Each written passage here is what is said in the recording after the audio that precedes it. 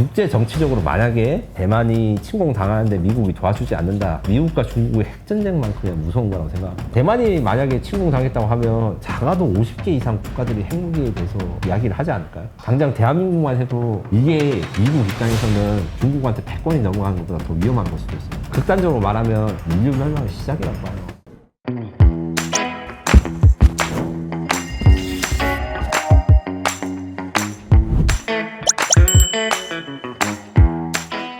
유령함대라는 소설에서 나온 이야기라고 하지만 지금 일어나는 일을 가장 잘 이해할 수 있는 그런 이야기인 것 같기도 하고요. 중국이 대만을 침공하는 그런 리스크에 대한 이야기도 좀 해보도록 하겠습니다. 이런 얘기 되게 많이 나오잖아요. 대만과의 전쟁이 곧 있을 거다 뭐 이런 식으로 말이에요. 대만이라는 나라가 어떤 의미가 있을까요? 일단 미국 입장에서 이야기를 하면 대만은 동맹 국가가 아닙니다. 한국은 한미동맹, 그러니까 아하. 한미 상호 방위 조약이 있지만 미국은 일단 대만과 공식적인 외교 관계도 끊고 다만 그것을 대체할 여러 시스템이 있는데 대만 관계법이라든가 대만 지원법들이 있어서 그걸로 보장을 해주는 나라고 당연히 이제 반도체 굴기를 지금 미국이 기술적으로는 최고고 지금 뭐 생산력을 어떻나 하는데 그 미국이 세계 최고의 반도체 생산 개발 능력을 가지게 된 것도 사실 대만이 공급 존재 없었으면 불가능했죠. 문제는 이제 대만이 미국뿐만 아니라 중국의 테크 산업 반도체도 지원을 해준다. 이게 미국의 눈에 가시 드는 요소일 거고요. 그리고 중국 입장에서는 미국보다 훨씬 더 단결하고 단순합니다. 절대로 포기할 수 없는 지역이다. 중국군은 중국인민해방군이에요. 네네. 중국에 있는 인민을 해방해야 돼요. 해방이 안 되는 데가 있어요. 대만. 그런 식으로 말을 하더라고 중국 쪽에서는. 네. 그래서 중국군의 임무는 어떻게 보면 중국군 전체 임무가 대만을 해방해야 되는 임무일 수도 있다. 대만을 아직 해방 못 시켰는데 좀 네. 빨리 가야 된다 이런 네. 얘기네요. 그러니까 결국은 중국 입장에서는 대만을 우리 입장의 공격이지만 그들 입장에서는 우리 거 원래 찾는 거야, 추억 이렇게 표현할 수 있는 것도 있는 것 같아요. 네, 그리고 군사적이나 이런 이념적인 의미 말고도 경제적으로도 대만이 중국과 굉장히 중요한 관계에 있고 그렇죠. 남북한 관계와 달리 인적 교류도 굉장히 활발하고 산업적인 교류도 많잖아요. 그리고 대만의 장점을 활용해가지고 중국이 경제 성장한 게 분명히 있기 때문에 산업 기반을 원한다. 이게 좀 중요한 것 같습니다. TSMC라고 그렇죠. TSMC 얘기 많이 하잖아요. 그죠? 근데 문제는 TSMC도 중요하지만 TSMC와 협력하고 있는 대만의 중소기업들 그 서플라이 체인 사실 그게 한국에 없는 좀 부러운 점이긴 한데 이게 굉장히 중요하다. TSMC뿐만 아니라 TSMC와 함께 협력하는 어떻게 보면은 대만의 반도체 밸류체인 네. 이것 자체가 대만의 경쟁력이자 안보인 거죠. 네, 맞습니다. 이제 그런 상황이라고 보면 되는데 자 그러면은 중국의 대만 침공은 현실적으로 가능한 건가요? 침공의 정도와 내용에 따라서 이건 조금 구별을 해야 되는데 제가 앞서 말한 거랑 맥락은 비슷합니다.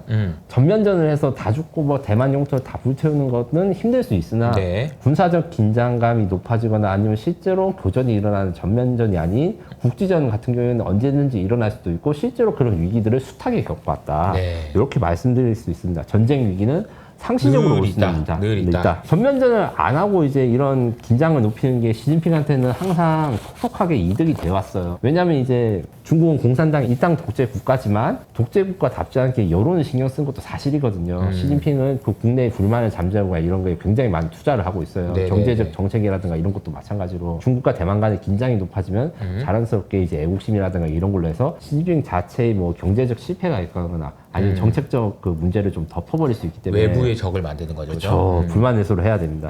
반대로 이야기하면 이제 이런 외부의 적을 만들어가지고 인기를 유지하는 건 사실 경제 문제라든가 내치를 못해가지고 이걸 좀 돌리는 거잖아요. 중국의 대만 침공의 결과가 중국 경제에 타격을 주면 전문가마다 말은 다르고 이제 사실 이게 정답은 없겠지만 저는 그렇게 하기 힘들지 않을까 라는 생각을 합니다. 근데 이게 현실적으로는 그런데 전쟁이라는 얘기 자체가 이제 비논리적, 비상식적인 거잖아요. 근데 그런 상황도 얘기를 해볼 수 있지 않을까요? 맞습니다. 그래서 제가 이런 이야기를 할 때 공산당 이념이나 이런 충성도의 중요성을 너무 가볍게 보는 거 아닌가 이런 비판도 있고 푸틴이 너무 모든 것을 너무 바꿔놨어요. 푸틴이 우크라이나 전쟁을 하기 전에 어떤 일을 했냐면 4달에서 6달 동안 국경 지방 그 우크라이나 국경 지대에서 훈련을 했어요. 그래서 전쟁을 하냐 마냐 이야기를 했을 때 저는 칼럼으로 얘네들 6개월 동안 그냥 깔짝거리고 있으니까 전쟁 위기를 높이기는 하는데 이걸로 이제 정치적인 이득을 있으니까 전쟁을 안 할 것 같아. 이렇게 칼럼을 쓰고 2주 있다가 전쟁이 났거든요. 근데 당시에 이제 전쟁이 실제로 날 거라고 생각하는 사람이 많지 않았어요. 그러니까 날짜까지 정해줬는데 설마 나겠냐. 근데 진짜 나더라고요. 네. 그래서 저희 약간 흑역사 같은 거 하나인데 그때 당시에도 CIA는 전쟁이 날 거라고 정확하게 판단하고 있어서 이 역시 전문가는 내가 못 따라가는가 생각도 했고 이런 비상식적인 이야기나 행동 결정이 세계사에서는 언제든지 일어났다. 이거를 놓칠 수는 없을 것 같아요. 지금 물론 이걸 안 하는 게 이득이고 이런 거 아무리 이야기해봤자 네네네. 푸틴이 에르도안도 좀 비슷하고 트럼프조차 네. 사실 트럼프의 정책이나 정치적 그 리스크나 이런 것들을 다 자기한테 도움이 안 되는 것 같고 이걸 안 하면 좋을 것 같은데 하잖아요. 이런 걸 이제 항상 좌시할 수 없는 그러니까 비상식적인 일이 벌어질 수 있다는 거를 항상 염두하고 미래를 예측해야 되는 시대가 왔습니다. 그러면은 우리가 그 여러 이야기를 하는 동안에 중국이 대만을 침공하느냐 이런 뭐 스토리를 써볼 수 있는데 하필 얘기가 나오는 그런 일정이 있더라고요. 그러니까 2027년 왜 2027년을 자꾸 얘기하는 거죠? 2027년을 이야기한 지는 앞으로 이제 3, 4년 전부터 이제 계속 이 미국 측에서 이야기가 나왔는데 근거는 여러 가지 있었습니다. 그러니까 일단 시진핑의 사연임이 결정된 해가 2027년이고 중국 주석은 사연임이 안 되는데 그걸 바꿔서 연임이 돼서 시진핑이 이제 사연임을 확정지었을 때 중국 인민들은 시진핑이 이제 대만을 통일하기 위해서 이렇게 연임을 하는구나 이렇게 말씀하시는 전문가분들의 말씀도 있었어요. 이 말에 대해서 제가 정확하게 맞다 틀리다 할 수는 없지만 뭐 가능성이 있는 이야기라고 볼 수 있죠. 그리고 중국 인민해방군 건군 100주년이 2027년이다. 제가 아까 전에 한번 말씀드렸는데 중국 인민해방군은 중국 인민을 해방해야 된다 했잖아요. 그럼 1927년에 건국됐나 보네요. 맞습니다. 건군 100주년에 맞춰서 중국 인민해방군이 최종 목표를 달성하는 거죠. 의미가 또 있네요. 그렇죠. 그리고 사실 미국이 중국은 2027년에 대만을 공격할 것이다라는 말을 가장 많이 퍼뜨리는 것도 있습니다. 이 중국에 가가지고 너네들 2027년에 대만을 침공할 걸 하면 그렇다고 말하는 사람 아무도 없어요, 진짜. 아무도 없어요. 근데 이제 겉으로 이제 미국에서 퍼뜨리는구나. 야야, 27년 이런 식으로. 그렇게 하는 게 사실 나름대로 이유가 있고 이때 맨 처음 나온 거는 2021년 3월 필립 데이비스 미국 인도태평양 사령관이 2026년 기준으로 6년 안에 중국이 대만을 침공할 것이다. 이런 말을 한 게 이제 시초였고 21년 더하기 6 하면은 27년이니까. 2023년에는 CIA 국장, 번스 국장이 이렇게 말한 거에 시진핑 주석은 2027년까지 대만을 공격할 지시를 끝내라고 하는 정보를 CIA가 가지고 있다. 2027년까지 공격할 준비를 마친다 해서 2027년을 시작하는 수도 있고 아닐 수도 있고. 그렇죠. 뭐 그것도 있고 지금 현재 중국의 이제 내수 사정이나 이런 걸 이야기할 때 전시 경제로 변환하고 있다 이렇게 분석하시는 분도 많은데 솔직히 말씀드리면 제가 중국을 가본 적이 없기 때문에 이게 다 겉핥기 지식일 수 있지만 다만 이제 기존의 수출 주도 그다음에 외국에서 자원을 의존하는 데서 중국이 스스로 이제 자생하는 그러니까 뭐 태양광 에너지라든가 재생에너지를 사용한다거나 이런 것도 사실 미국에서 에너지 공급이 끊겼을 때 대비하는 걸 수도 있고 농업 생산을 강조한다 해서 이게 농업이 실제로 얼마나 강조되는지 모르겠지만 해외에서 식량 수출을 줄이고자 하는 것도 사실 전쟁 났을 때 장기전 대비한 걸 수도 있고 이런 추측이 저는 설득력이 있는 내용이라 생각해서 그러면 가까운 시기에 전쟁을 하겠구나 하는 주장하고 생각하는 전문가들도 많습니다. 다만 그 전문가들은 전부 다 이제 미국 혹은 미국 친미 쪽하고 중국 쪽 좋아하시는 분들은 이런 말 하면 퍼적 뛰더라고요. 사실 이게 좀 중국립적으로 봐야 돼서 제가 양쪽으로 의견이 듣는데 이게 그러니까 처음에 얘기하실 때 미국과 중국이 전쟁이 난다라는 그런 시나리오에서 미국이 먼저 중국을 때릴 수도 있지만 중국한테 야야야야 한번 버텨 이렇게 하다가 오면은 그냥 때리겠다 이런 이제 뉘앙스라고 한 다음에 27년이래라고 얘기하는 거를 미국이 이야기한다라는 게 좀 이해가 되는 부분이 있는 것 같아요. 27년 아니라고 하면서 이제 한 대 칠 수 있는 거죠. 아니라고 하면서 치다가 이제 한대 이렇게 하는 그런 시나리오가 아닌가. 제가 이제 이번에 TWQ인가요? 그 보고서를 보면서 거기 내용에서 이제 대만의 그런 상황에 대해서 그 미국이 이제 점점 패권, 압도적 패권 국가로서의 지위가 좀 약해지면서 취할 건 취하고 그래도 버려야 되는 걸 이렇게 나눈다라는 그런 개념들이 들어가 있더라고요. 거기에 이제 딱 걸려있는 게 이제 대만이었는데 대만도 우리가 만약에 지금은 모호하게 대만을 침공을 하면 우리가 군대를 보낼 수도 있지만 안 보낼 수도 있고 또 안 보내는 건 아닌데 보낼 수도 있고 막 이런 식으로 모호하게 이렇게 표현한다라고 얘기를 하잖아요. 전략적 모호성. 그 보고서에서는 대만이 전쟁이 나더라도 우리는 안 보낼게 라고 이야기를 해야 된다라고 그런 뉘앙스가 있었단 말이에요. 네, 맞아요. 그렇다면 이게 이제 미국은 중국이 대만을 침공한다면 어떤 식으로 이제 대응을 할 것인가? 물론 실제로 이 사건이 일어났을 때 어떻게 될 건지 확신해서 말할 수는 없지만 없죠. 네. 지금까지 정보라든가 내용을 좀 정리해서 말씀드리면 네네. 기술적이나 이런 법적 이야기 말고 트럼프는 어떻게 말했는지 생각해보면 트럼프가, 네네. 트럼프가 아까 전에 말한 애매모호한 태도라고 해야 되나 이런 건 좀 보인 게 있어요. 중국이 대만을 침공하면 뭘 하겠다고 한 아주 유명한 발언이 있습니다. 혹시 기억을 하시는지. 뭐라고 했나요? 관세를 올리겠다. 갑자기 관세를. 찾아보시면 다 나오는데 아, 그래요? 누가 이제 중국이 대만 침공하면 어떻게 할 것이냐 하는 거 관세를 올려가지고 전쟁을 막겠다 이렇게 말했어요. 관세 만병통치약인가요? 네. 그러니까요. 뭐 관세를 여기서 또 올려. 그러니까요. 네. 이게 사실은 그 말은 해석하면 간섭을 안 하겠다랑 거의 비슷한 건데. 지금 이제 관세를 올리겠다라는 얘기는.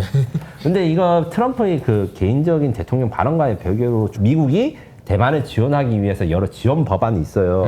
미국의 대만 관계법이라든가 대만 동맹보호법, 대만 보증법 이렇게 다양하게 군사적 지원이라든가 아니면 대만에 대해서 지원을 약속한 것들이 있고 법안이 있군요. 네. 그리고 그 법안들을 지키지 않는 건 뭐 트럼프라면 할 수도 있지만 더 큰 문제가 있습니다. 국제 정치적으로 만약에 대만이 침공당하는데 미국이 도와주지 않는다. 어떻게 보면 미국과 중국의 핵전쟁만큼이나 무서운 거라고 생각합니다. 그런 상황 자체가. 네, 왜 그렇게 생각하냐면 우크라이나 전쟁도 좀 이런 문제가 있어요. 우크라이나가 원래 핵무기를 가지고 있었는데 그거를 이제 미국과 러시아가 공동 노력으로 핵무기를 폐기하게 됐거든요. 지금 와서는 그 폐기를 한 게 우크라이나 입장에서는 잘못된 거라 생각을 하죠. 젤렌스키 입장에서는 네. 그때 안 했으면 침공 안 했을 건데 원통하죠, 그죠? 이런 이제 핵 확산 정서를 굉장히 건드릴 가능성이 있고 그러네요. 얼마 전에 트럼프가 NPT에 대해서 광장에 준수를 해야 되고 핵 확산을 용납하지 않겠다 이런 이야기했는데 대만이 만약에 침공 당했다고 하면 전 세계 진짜 제가 막을 수 있는 보기에는 나라가 없을 것 같아요. 막기가. 그리고 모든 나라들이 핵무장을 생각하게 돼요. 제가 보기엔 작아도 50개 이상 국가들이 핵무기에 대해서 이야기를 하지 않을까요? 당장 대한민국만 해도 그런 얘기가 나오겠죠. 그리고 일본도 사실 그렇죠. 미국이 안 도와주면 어떻게 이런 이야기 나오니까 이게 미국 입장에서는 사실 중국한테 패권이 넘어가는 것보다 더 위험한 걸 수도 있습니다. 그러니까 이게 지금 사실은 모호하게 이야기할 수밖에 없는 그런 주제이긴 하죠. 그러니까 안 가지도 않는데 가지도 않는데 안 가지도 않는데 가지도 않는 뭐 이런 이야기를 계속할 수밖에 없는. 다만 실제로 안 가게 됐을 때 우리가 아는 국제 질서 아니면 우리가 아는 인류 역사랑 전혀 다른 세계가 펼쳐질 거고 저는 약간 극단적으로 말하면 미국이 중국이 대만 침공에 아무것도 안 도와준다면 장기적인 인류 멸망의 시작이라고 봐요. 왜냐면 전 세계에 거의 빤스만 있는 나라들도 핵무기 만들려고 달렸던데 지금까지 핵무기나 핵전쟁 그다음 NPT라고 하는 핵 확산 방지 체제가 기능을 했던 거는 핵무기를 가진 나라들이 엄청 작았기 때문이고 통제를 많이 했기 때문인데 이 통제가 없어진 인류가 핵전쟁을 안 할까요? 핵무기 만들지 마라고 얘기하려면 야 내가 도와줄게. 만약에 그쵸. 뭐 혹시 형 못 믿냐? 너 내가 도와줄게. 그러니까 만들지 마라고 얘기를 해야 되는데 형이 안 도와줘. 그럼 만들어야지 어떻게 해? 뭐 이런 거잖아요. 이게 진짜 정말 치명적인 결과를 가질 수 있기 때문에 물론 이제 제 생각에는 이제 미국이 우크라이나에 지원해 주는 것 같이 대만 입장에서는 속 터지는 지원을 할지라도 지원을 안 할 수는 없다. 안 할 수는 없다. 이렇게 생각하고요. 그래서 이제 우리나라도 그 보고서에 보면 그 내용이 나오더라고. 우리나라도 핵 주세요, 핵 주세요. 당연히 한국이 제일 먼저 할 거고 그러면은 핵 우산 말고 핵 공유 처음 들어본 그런 개념들을 이렇게 얘기하는 것 같아요. 네. 그것도 사실 이제 오타쿠 감성을 제가 한 시간 정도 오자마자. 이야기 드릴 수 있는데 네네네네. 짧게 이야기를 하자면 맨날 이제 여자 만나고 싶다, 여자친구 소개시켜달라, 나 여자 안 만나면 죽을 것 같다는 사람한테 아무도 소개팅을 안 시켜줍니다.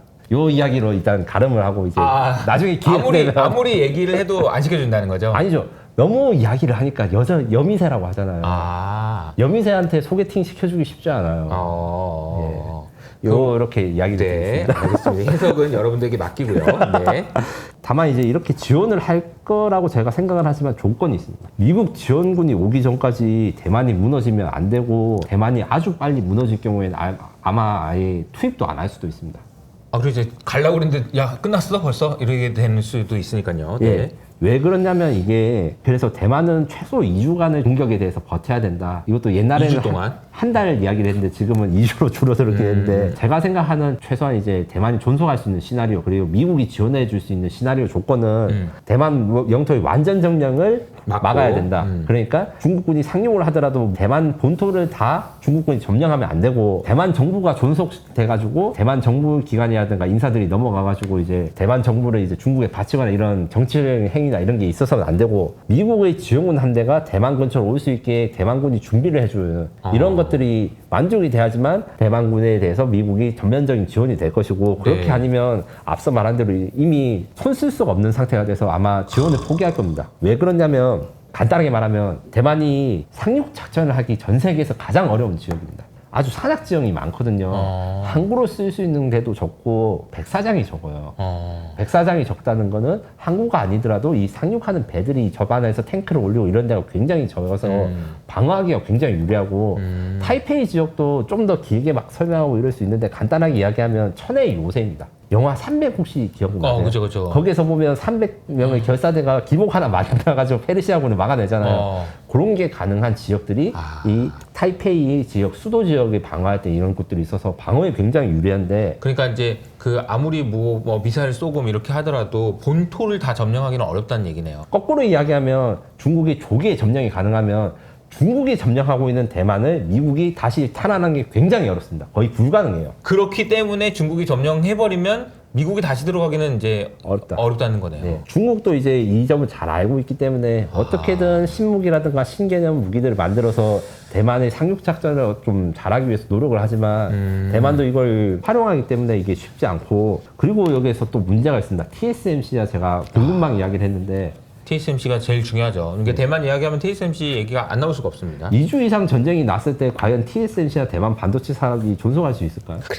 그러니까 말이에요. 네. 이게 문제가 됩니다. 어렵습니다. 네. 그러면 TSMC는 어떻게 될까요? TSMC에 대해서는 사실 대만 전문가들 입장에서도 고민이 많이 되는 부분이에요. 일단 이제 대만의 공략과 이제 군사 전략은 TSMC 보호에 필사적인 이야기를 하고 있습니다. TSMC 핵심 공장이 있고 뭐 이나노 공장이나 이런 공장이 있는 게 타이페이랑 가오슝 사이에서 가오슝에서 약간 북쪽에 있는 과학 단지가 있어요. 우리로 보면 대덕과 그다음 평택을 합친 그런 느낌의 네. 과학 단지가 있는데 네. 거기에 TSMC 핵심 공정들과 핵심 협력사들이 모여 있어요. 그 지역에 타이페이에도 없는 최신형 탱크를 거기부터 먼저 보내요. 거기가 제일 중요해서 대통령궁보다 중요할 수 있어요. 그래서 어떻게든 거기를 최중요 방어 지역으로 하지만 대만 사람들 입장에서는 좀 고민이 있어요. 이게 무슨 고민이 있냐. 대만 입장에서는 당연히 TSMC를 보존하기 위해서 노력을 해야 되지만 중국이나 미국이 둘 다 이런 생각을 가지고 있습니다. 내가 못 가지면 부숴버리겠다. 무섭다. 왜냐하면 TSMC가 이렇게 이제 아무 손실 없이 중국이나 대만 한쪽 편에 넘어가고 지금 2나노, 1나노 공정이라고 하는 반도체의 최첨단 공정이 한쪽 사이드에만 일방적으로 공급되면 기술 격차를 메꾸는 게 쉽지 않을 거거든요. 그 말을 딱 들었을 때 생각나는 사람이 한 명 있었어요. 네, 워렌 버핏. 야, 워렌 버핏은 그러면 몇 수를 내다보고 이거는 제가 잘 몰라서 근데 워렌 버핏은 어떤 이야기를 했나요? TSMC 샀다가 뭐 3개월 만에 팔아버렸어요. 왜 팔아 그러니까 그냥 이런 느낌이. 그러니까 아니 워렌 버핏 이 할아버지는 무슨 생각까지 몇 수를 내다보고 그러니까 사실 이런 거잖아요. 이 말에서 소름이 딱 돋았던 게 미국이든 중국이든 TSMC를 못 가는다 그럼 부숴버린다. 야, 이 말은 진짜 무섭네요. 그래서 미국이 혹시 TSMC를 폭격하는 거 아닌가 이렇게 걱정하는 대만 쪽 사람들도 있어요. 만약에 중국이 TSMC를 먹어서 TSMC에 있는 반도체를 다 가져가면 미국 입장에서 그 상황은 용납할 수 없으니 그냥 TSMC 부숴버린다. 야, 그런 이야기도 있다는 겁니다. 네. 그러면 한국하고 일본은 어떻게 되나요? 이게 정치적으로 대단히 민감하기 때문에 좀 중립적으로 제가 한번 중립적으로 말씀을 드리는 건 미리 말씀드리고 일단 대만과 일본은 한 몸같이 움직이고 일본은 대만을 방어하고 싶은 생각이 굉장히 강한 건 맞습니다. 어떻게 하냐면 이제 대만 방위나 이런 군사행동이라는 이런 군사적 협력도 우리나라보다 훨씬 더 많이 하고요. 대만과 이제 일본 사이에 조오도라는 그 다오이다이 뭐 중국명 이런 섬이 있는데 중국과 직접적인 영토 분쟁을 하기 때문에 대만 문제를 자기의 문제를 인식을 많이 해요. 문제가 생기면 이제 참전을 하긴 할 것 같은데 그리고 미국이 사실상 이제 대만을 방어하기 위해서 일본의 많은 역할을 좀 기대하는 것도 현실적으로 맞는 말이에요. 일본의 군사 대국화 이거를 미국이 은근히 지원해주고 있는데 그 이면에는 사실 대만을 좀 방어하는 데 조심히 써라 이거 있고 한국은 정말 명확하게 말씀드리기 힘든데 대만과 중국과의 전쟁이 벌어지면 한국도 참전할 가능성이 없지 않다. 굉장히 높다. 현실적으로 대만에서 전쟁이 나면 우리도 자동 참전해야 될 것 같다. 해야 될 것 같다는 말은 솔직히 말씀드리면 제가 할 수 없고요. 왜냐하면 이게 굉장히 민감한 주제니까. 이거는 이제 그 해야 되냐 말아야 되냐 이 얘기가 아니고 하게 될 가능성이 것 같아. 높다. 그렇게 자연스럽게 될 것 같아. 왜요? 왜 그러냐면 앞서 말한 대로 이제 중요하게 생각한 게 평택과 오산이 있습니다. 평택과 오산. 평택과 오산이 중국의 베이징을 노리는 그 목 밑에 비수 같은 건데 이걸 가만히 놔두고 중국이 전쟁을 할 수 있다는 상상을 하기 너무 힘들어요. 아, 그러니까 지금 턱에 이렇게 칼 대고 있는데 그거 근데 남이 대놓고 지금, 예. 할 수는 없다는 거죠. 예. 아, 그래서- 이걸 치우고 이렇게 하든가 해야 되는 거죠. 근데 평택과 오산에 있는 그 주한미군을 공격하는 순간 대한민국도 자동 참전입니다. 한미 상호 방위 조약에서 상호는 무슨 뜻이냐? 아. 한국이 미국의 공격을 막고 미국과 한국이 공격을 상호니까. 막고. 예. 다만 이제 요 상호는 이제 무조건 미국이 공격받으면 같이 동맹을 해야 된다는 게 아니라 한반도 안에서 미국이 공격받으면 한국도 아. 대응을 해야 된다. 아하. 이런 식으로 개념으로 이해하시면 됩니다. 그러니까 평택과 오산을 가만 놔두질 않을 것 같다, 중국이. 네. 네. 그리고 이게 제가 조심스럽지만 주한미군이 공격받는데 한국군이 가만히 있는다는 것도 사실 말이 안 되죠. 그쵸. 이거는 이제 그쵸. 신뢰의 문제이기 때문에. 그렇죠, 그렇죠. 예. 아, 그러니까 이게 참 이게 점점 그 상황을 우리가 최악의 상황을 이야기하고 있는 거지, 뭐 이런 일이 일어날 거라는 건 아니지만 상상하면 상상할수록 너무 이제 무섭다라는 생각이 좀 들긴 하네요. 대만도 알고 있을 거 아니에요. 이런 상황이라는 거를. 대만은 좀 무슨 생각을 하고 있어요? 제가 대만의 기자분들이랑 좀 이야기를 하면서 이제 아, 정보를 네네. 수집하고 이제 네네네. 좀 정리를 해드리면 일단 대만이 트럼프 정부 자체를 싫어하는 건 아니에요. 왜 싫어하지 않냐? 트럼프가 뭐 대만 전쟁 나도 안 도와줄 것처럼 말하긴 하지만 일단 무기를 팝니다. 오바마나 이런 민주당 정부 그러니까 바이든 정부 때는 무기 수출 승인이 안 나와가지고 신청은 했는데 한 10년 후 20년 전 승인 나고 이런 게 굉장히 많아서 대만이 그게 불만이 많은데 트럼프는 돈 주고 우리 무기 산다고 땡큐 하면서 승인을 잘 해준 거예요. 그래서 제가 이제 몇 가지 설명해주면 최근 몇 년 동안 이제 F-16 블록 70 최신형 전투기, 그 다음에 M1A2 그러니까 TSMC를 지킨다고 하는 최신형 전차, 중국의 상륙 함대를 막을 수 있는 대한 미사일 하푼, 그 다음에 특수부대원들이 들고 다녀가지고 이제 중국 지휘부라든가 이런 거를 암살할 수 있는 첨단 자폭들은 이제 알투스 600 스위치 블레이드 이런 것들을 판매 승인이 다 나서 지금 속속 들어오고 있어서 전력 증가가 되고 있는데 이걸 고슴도치 전략이라고 얘기하는 거죠, 그러니까. 맞습니다. 그래서 중국이 상륙을 해도 쉽게 안 죽을 것이고 끝까지 저항을 할 것이다. 그다음에 그 이주를 버텨라 최소한. 그런 거죠. 상륙하기 전에 최대한 전력을 없애버리겠다. 아하. 그런 거 있고 그 외에도 중국의 대만 침공에 대해서 국민들이 현실적으로 좀 걱정을 하기 시작했고 이런 걸 편성한 컨텐츠들이 많이 나오고 있어요. 아, 그래요? 얼마 전에 영일 공격 제로데이라는 대만 드라마가 유튜브에서는 17분짜리 예고편이 나왔는데 굉장히 완성도가 높게 나왔더라고요. 그래요. 예고편인데도. 예, 대만이 중국한테 침공당했을 때 어떻게 저항하고 중국은 어떻게 대만을 공격할 것인가. 대만 방송국을 해킹해서 중국 CCTV가 대만의 모든 TV에 나와가지고 항복을 하면 목숨을 살려주겠다 뭐 이런 식으로부터 시작해요. 심리전하고. 그 처음 전쟁의 시작이. 예. 그러니까 우리나라 KBS 틀었는데 갑자기 중국 방송이 나오는 거죠. 네, 그죠. 항복하면 살려준다 이렇게. 그래서 사람들이 막 혼란에 빠지고 그 혼란 속에서 이제 약간 간첩들이 나와가지고 막 교란을 하거나 사회불안이 나오고 그런 데에서 반격을 하고 이런 게 나오는데 단순히 이제 컨텐츠적인 재미도 있겠지만 대만의 어떤 사람들은 이런 거에 대해서 정신무장을 하는 의미 이런 일이 벌어질 수 있다 이런 그렇죠. 네, 이걸 이런 게 보면 있습니다. 정신이 바짝 들죠. 네. 네. 야, 그러니까 이게 드라마에서까지 이렇게 나올 정도니까 이게 대만 사람들 입장에서는 진짜 이게 전쟁이라는 이 단어가 너무 무시무시하고 정신 번쩍 들 것 같다라는 생각이 드네요. 중국이 대만 침공 시나리오는 생각하면 생각할수록 무시무시하다 이런 생각이 좀 듭니다.